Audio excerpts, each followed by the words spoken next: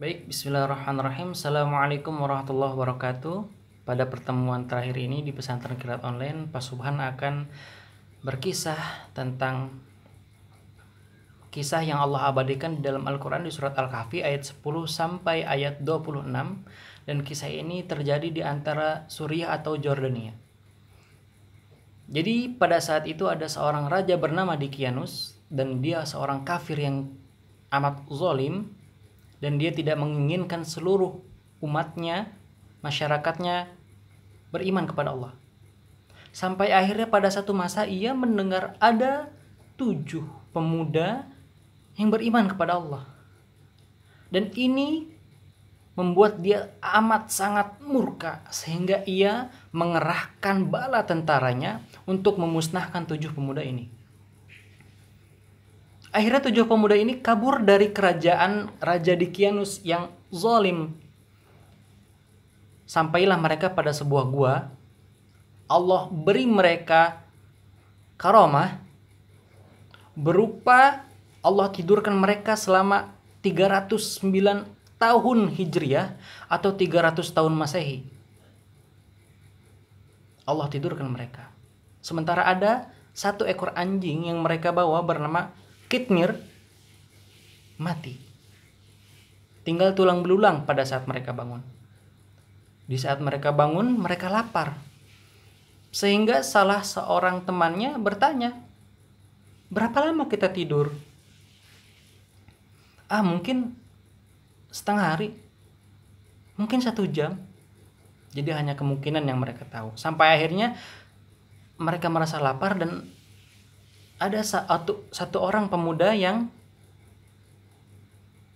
menyarankan untuk membeli makanan ke pasar. Sesampainya di pasar, setelah kebutuhannya dibeli, dia membayar barangnya, makanannya kepada sang penjual. Setelah sang penjual menerima uangnya, sang penjual merasa heran. Ini duit antik, ini duit lama. Ini duit dari kerajaan Dikianus. Akhirnya sang penjual ini membawa sang pemuda ini, pemuda Ashabul Kahfi, kepada penjaga pasar. Dari penjaga pasar sampailah kepada raja. Dari sana pemuda Ashabul Kahfi ini menceritakan kisahnya kepada sang raja ini, raja yang adil. Sehingga sang raja ini merasa terkagum-kagum. Dan dia, untuk lebih meyakinkannya, dia mendatangi gua. Setelah ia mendatangi gua bersama para tentaranya, keimanan dia kepada Allah semakin kuat. Masya Allah. Ternyata benar. 309 tahun yang lalu ada 7 pemuda yang hilang. Mereka menyelamatkan iman mereka dan Allah selamatkan mereka di dalam gua ini. Subhanallah.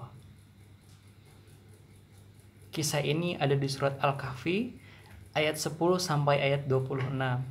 Semoga kita bisa mengambil hikmah dari kisah ini. Akhirul kalam. Assalamualaikum warahmatullahi wabarakatuh.